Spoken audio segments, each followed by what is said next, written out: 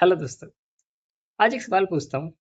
अगर आज से कुछ महीने बाद आपके घर में सब्जी, गेहूं, चावल के दाम डबल हो जाएं, तो क्या आप इसके लिए सिर्फ वेदर को ब्लेम करोगे या फिर एक ग्लोबल वॉर को? क्योंकि जो होने वाला है वो सिर्फ एक प्रॉब्लम नहीं है, ये एक डबल अटैक है, सीधा इंडिया के 140 करोड़ लोगों की प्लेट पर। और इसका कनेक्शन है इजराइल से, ईरान से, हॉर्मुज स्ट्रेट से और उस बेचारे किसान तक जो अब भी आसमान की तरफ देखता है। तो आज बात करते हैं किसानों पर दोहरी मार की। बात करेंगे हम ग्राउंड रियलिटी की। अभी पूरे देश में हीट वेव चल रही है और वेदर डिपार्टमेंट तो कह रहा है कि इस साल मॉनसून नॉर्मल से कम यानी 92% ही रहेगा। ऊपर से एल नीनियो की वार्निंग अलग से है, जो बेसिकली मतलब है कम बारिश, ज़्यादा गर्मी और रिजर्वायर में पानी की कमी। अब सोचो, जो किसान खरीफ सीजन में मतलब जुलाई से अगस्त में अपनी क्रॉप्स उगाता है, उसकी पूरी प्लानिंग बारिश पर डिपेंड करती है। अगर बारिश ही 8% कम हुई तो उसकी फसल का क्या होगा? लेकिन यह तो सिर्फ पहली मार थी। और दूसरी मार क्या है? वो है यूरिया की किल्लत। खरीफ सोइंग से पहले ही इंडिया में यूरिया की सप्लाई बिगड़ गई है और इसकी वजह है ईरान इजराइल कन्फ्लिक्ट। और उस वजह से हॉर्मुज स्ट्रेट में टेंशन हो गई है।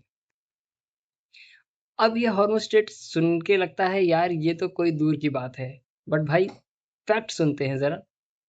35% global urea trade hormone state से ही होता है और 45% सल्फर जो फर्टिलाइजर बनाने में काम आता है वो भी इसी रास्ते से आता है।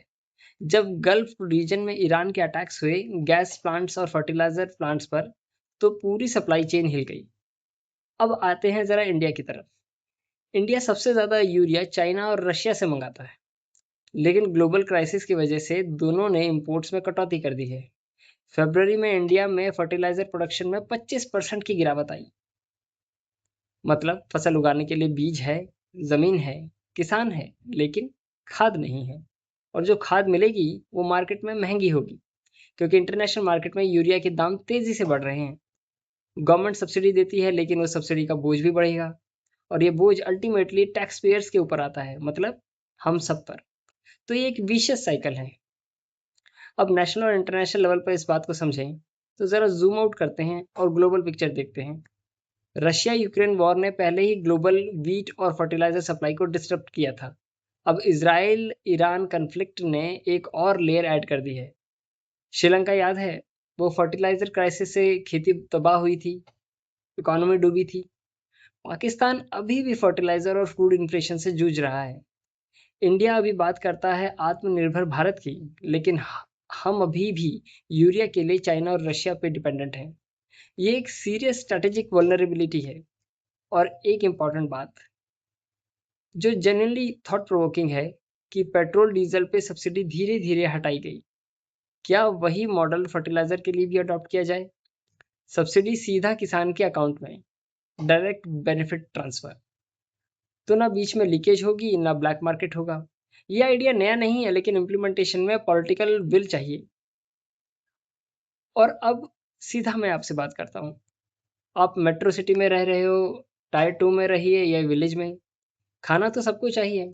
जब फसल कम होगी तो इन्फ्लेशन बढ़ेगी, महंगाई बढ़ेगी, दाल चावल सब्जियां सब महंगे होंगे। आज का जनजी बात करता है क्लाइमेट चेंज की।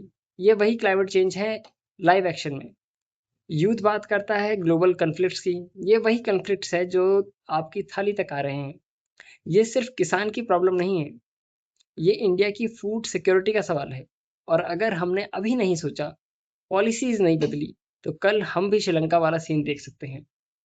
तो आखिर में हम क्या कंक्लूजन निकाल सकते हैं? देखिए दोस्तों, याद रखिए, एक किसान जो आसमान की तरफ देखता है बारिश के लिए, और एक जियोपॉलिटिकल वॉर जो हॉर्मुज स्ट्रेट के पास चल रही है, दोनों एक ही प्लेट में मिलते हैं, आपकी प्लेट में। सवाल ये है, क्या हम सिर्फ रिएक्ट करते रहेंगे या प्रोएक्टिवली अपनी फूड सिक्योरिटी, फर्टिलाइजर इंडिपेंडेंस और क्लाइमेट प्रिपेयर्डनेस पे सीरियसली काम करेंगे? सोचना आपको है, बोलना भी आपको है, वोट भी आपको ही करना है। जय हिंद, जय किसान। अगर ये वीडियो आपको इंपॉर्टेंट लगा हो तो शेयर कीजिए, क्योंकि अवेयरनेस ही पहला स्टेप है चेंज का। बाय।